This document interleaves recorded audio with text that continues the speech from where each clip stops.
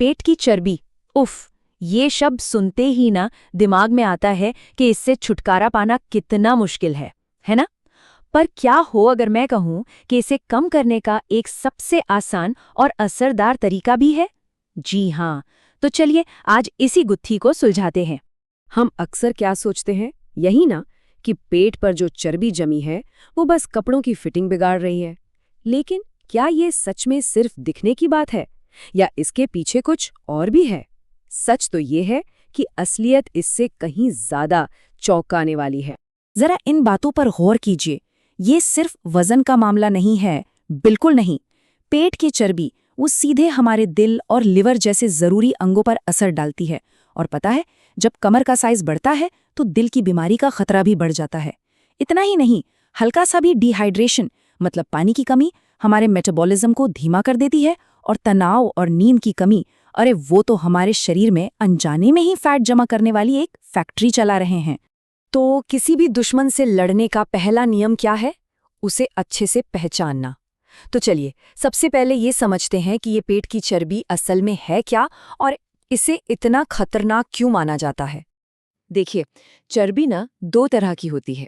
एक तो वो जो स्किन के ठीक नीचे होती है, जिसे हम महसूस कर सकते हैं।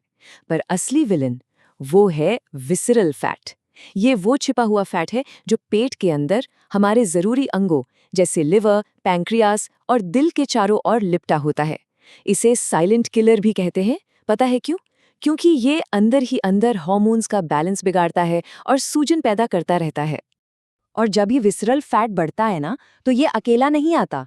ये अपने साथ high blood pressure, type 2 diabetes और दिल की बीमारियों का समझिए एक पूरा पैकेज लेकर आता है। इसीलिए इसे सिर्फ एक कॉस्मेटिक प्रॉब्लम समझना एक बहुत बहुत बड़ी गलती होगी। तो सवाल उठता है कि आखिर ये खतरनाक चर्बी हमारे शरीर में जमा होती ही क्यों है? चलिए अब इसके पीछे के असली कारणों को जानते हैं। ये एक तरह की रेसिपी है जिसे हम जाने अनजाने में रोज फॉलो करते हैं। क्या क्या है इसमें? प्रोसेस्ड और जंक फूड, एक जगह बैठे रहने वाली लाइफस्टाइल, बहुत ज्यादा स्ट्रेस और पूरी नींद न लेना। जब ये सब चीजें मिलती हैं तो नतीजा क्या होता है? Belly fat. हमारा शरीर जरूरत से ज्यादा कैलोरी को यहीं पर स्टोर करना शुरू कर देता है। तो ठीक है, प्रॉब्लम को तो हमने अच्छी तरह समझ लिया। अब बात करते हैं सल्यूशन की। और इसकी शुरुआत पता है कहाँ से होती है? हमारी प्लेट से। क्योंकि कहते हैं ना, जैसा अन्न वैसा मन और तन भी। अब ये देखिए, ये कोई रॉकेट साइंस नहीं है, ये बहुत सिंपल चॉइस है। असली खाना और नकली खाना। एक तरफ हैं फल, हरी सब्जियां, अंडे, दाल, पनीर, साबुत अनाज, मतलब वो सब जो हमें सीधे प्रकृति से मिलता है। और दूसरी तरफ प्रोसेस्ड फूड्स, मीठे ड्रिंक्स, मिठाइयाँ, तला हुआ खाना, मतलब वो सब जो फैक्ट्रियों में बनता है।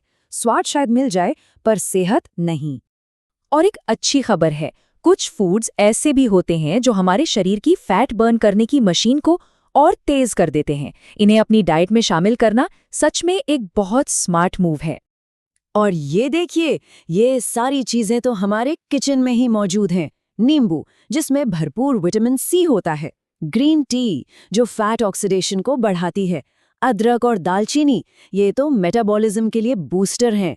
और खीरा, लौकी जैसी चीजें, कम कैलोरी वाली और शरीर को हाइड्रेट रखने वाली। सब कुछ घर में ही है। चलिए अब एक्शन प्लान के दूसरे पिलर की तरफ चलते हैं। क्योंकि सही डाइट के साथ जब सही एक्सरसाइज जुड़ जाती है ना, तो नतीजे कमाल के होते हैं। ये दोनों मिलकर ही असली जादू करते हैं। और सबसे अच्छी बात यह है कि इसके लिए किसी फैंसी जिम की मेंबरशिप की जरूरत नहीं है। रोज सिर्फ 30 मिनट की तेज वॉक या जॉगिंग, या फिर घर पर ही प्लैंक, माउंटेन क्लाइंबर्स और क्रंचेस जैसी एक्सरसाइज, ये भी कमाल कर सकती हैं। बस एक ही चीज जरूरी है, कंसिस्टेंसी, मतलब रोज करना है। अच्छा, अब एक्सरसाइज में भी दो जरूरी चीजें हैं, कार्डियो और स्ट्रेंथ ट्रेनिंग। इन्हें एक टीम की तरह समझिए। कार्डियो जैसे दौड़ना या चलना, ये कैलोरी तो तुरंत बर्न करता है। वहीं दूसरी तरफ स्ट्रेंथ ट्रेनिंग जैसे स्क्वाट्स या पुशअप्स, ये मसल्स बनाता है। और जब मसल्स बनती हैं तो शरीर आराम करते हुए भी ज्यादा फैट बर्न करता है। तो बेस्ट रिजल्ट के लिए हमें इन दोनों का कॉम्बिनेशन चाहिए। अब आते हैं सबसे जरूरी सवाल पर।